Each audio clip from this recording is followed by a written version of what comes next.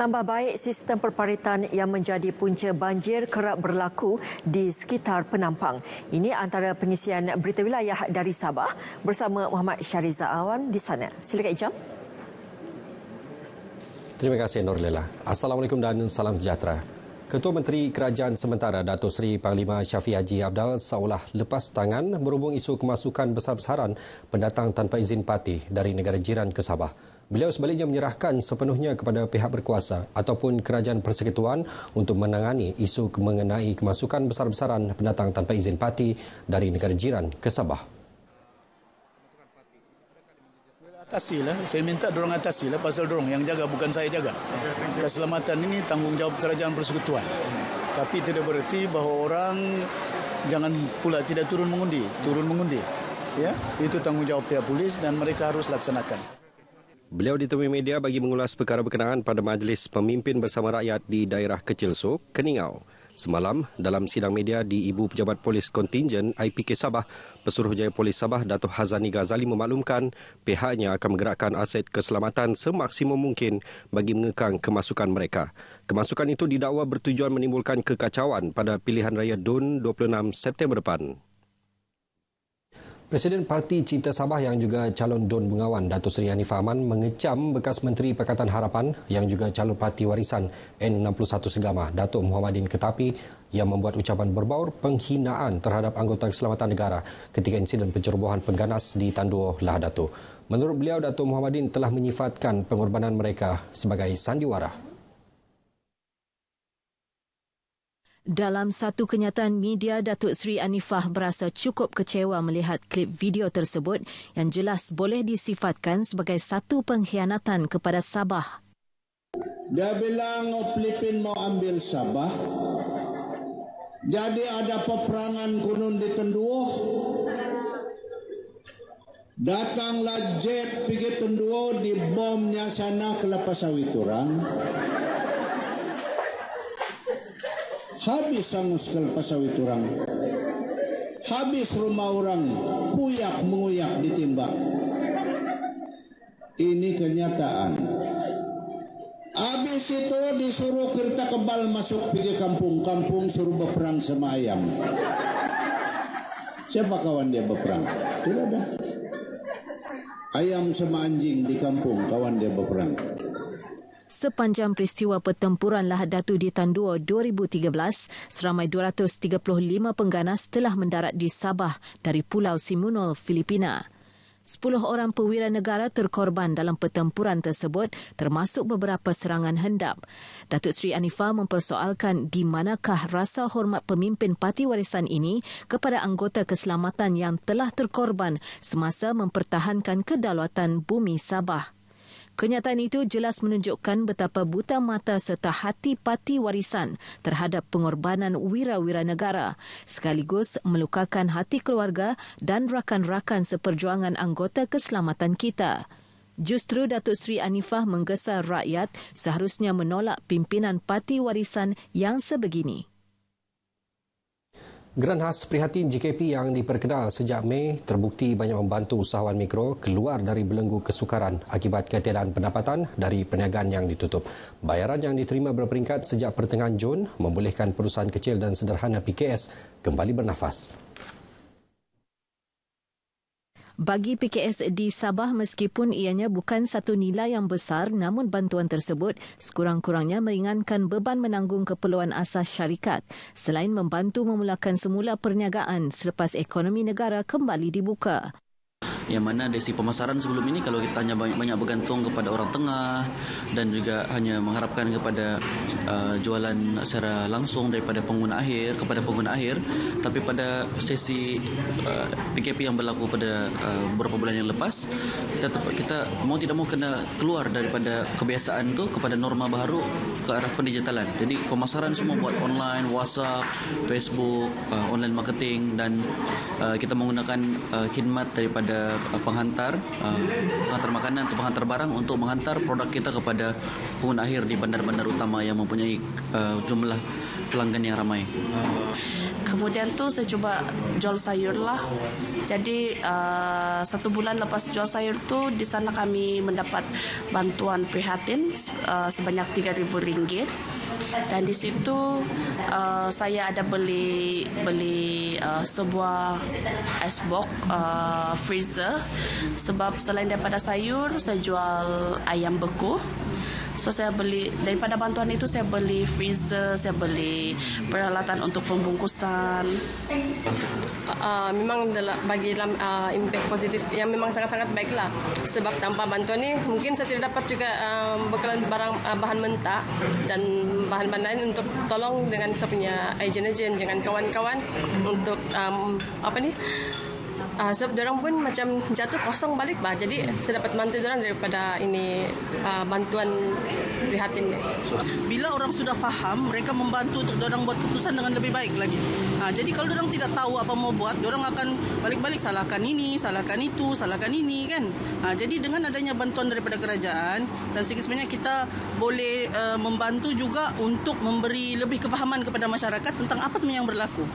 Rata-rata mereka yang ditemui berharap pakej bantuan penjana prihatin dapat diteruskan kerajaan kerana masih ramai rakyat memerlukan bantuan akibat terkesan COVID-19. Selain bekalan air bersih dan elektrik serta prasarana pembangunan, rangkaian akses perkhidmatan jalur lebar yang baik juga menjadi keutamaan keperluan penduduk luar bandar.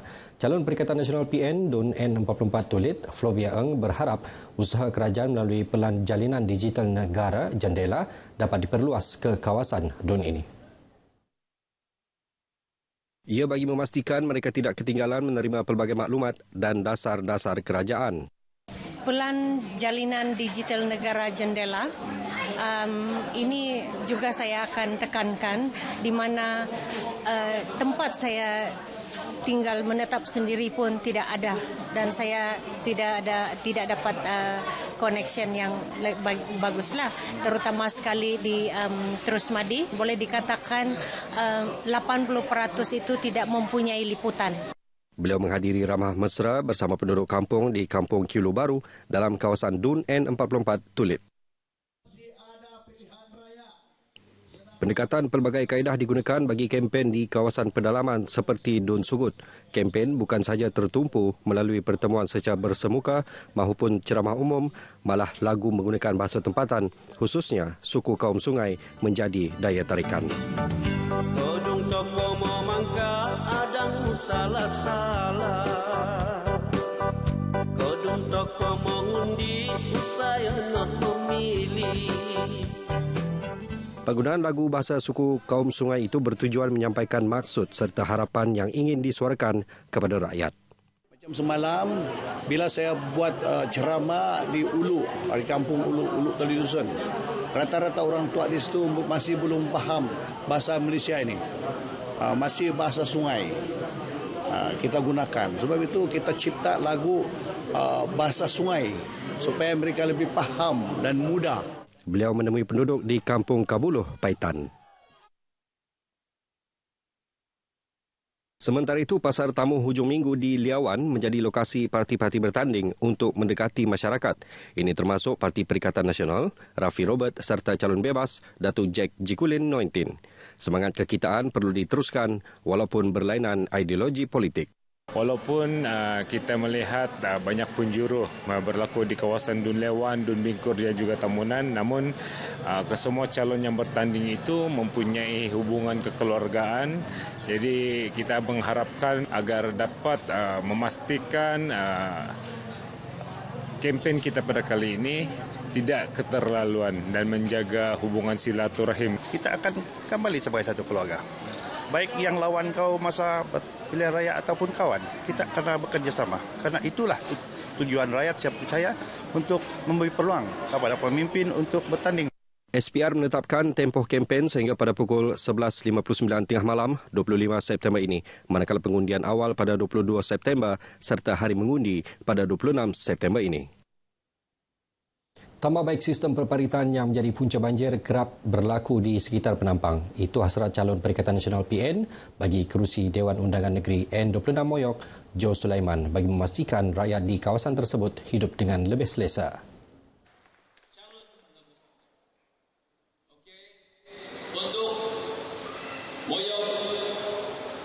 Kita yang prioriti pada tahun ini adalah banjir. Setiap kali banjir, orang-orang kita yang tadi sungai amat terjejas. Bukan hanya barangan rumah, bahkan keselamatan mereka.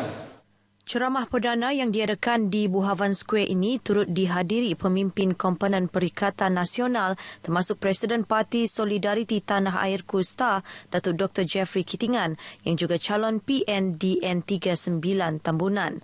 Beliau turut berhasrat meningkatkan sektor pelancongan di kawasan sekitar Moyok dengan membangunkan sebuah perkampungan budaya sebagai tarikan pelancong.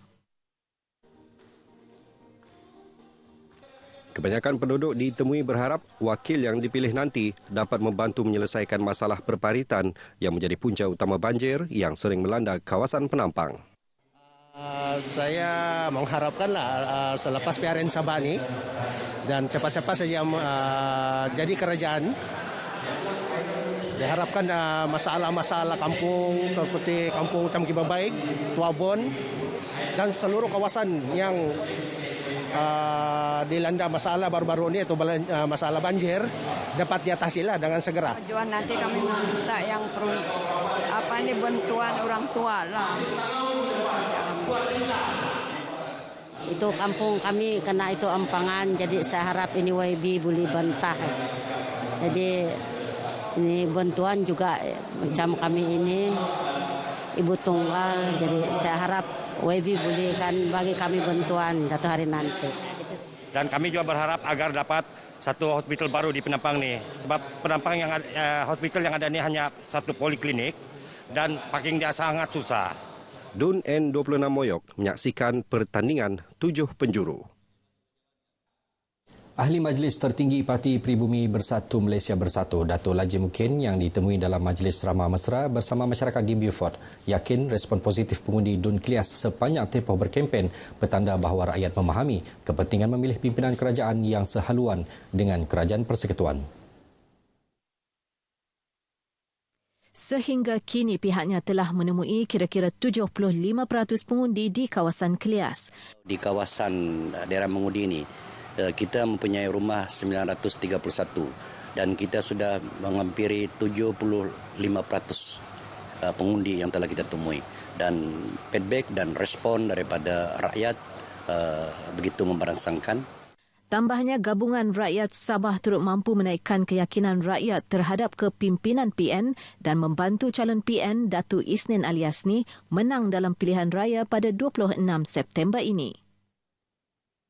Agensi agama khususnya di Sabah perlu bekerjasama dan saling melengkapi dalam usaha meningkatkan syiar Islam di negeri ini. Menteri di Jabatan Perdana Menteri Hal Ehwal Agama, Datuk Dr. Zulkifli Muhammad Al-Bakri berkata, setiap agensi mempunyai peranan dan kekuatan tersendiri yang boleh dimanfaat bagi membangunkan umat Islam.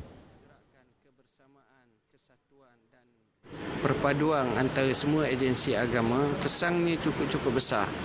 Kesannya memberi banyak manfaat kepada semua dan dia lebih dapat diserlahkan dengan cukup baik. Kenapa? Kerana dengan tenaga yang ramai, dengan fikiran yang hampir sama, dengan hala tuju yang satu, dengan matlamat yang jelas. Datuk Dr. Zulkifli ditemui media selepas merasmikan program cuci-cuci masjid dan penyampaian sumbangan asnaf di Masjid Daerah Sandakan. Turut disampaikan sumbangan musaadah COVID-19 pada 50 golongan asnaf dan pelajar tahfiz serta tajaan pembukaan akaun tabung haji kepada 100 orang golongan tersebut. Sekian berita dari Sabah. Tunaikanlah tanggungjawab anda sebagai pemilih pada 26 September ini. #BahUndi 2020. Jangan lupa patuhi SOP. Pandemik COVID-19 belum berakhir. Kembali bersama Nur Lela di Akasburi. Lela, silakan. Baik, Ijam, terima kasih. Jasad pahlawan negara mendiang Serajan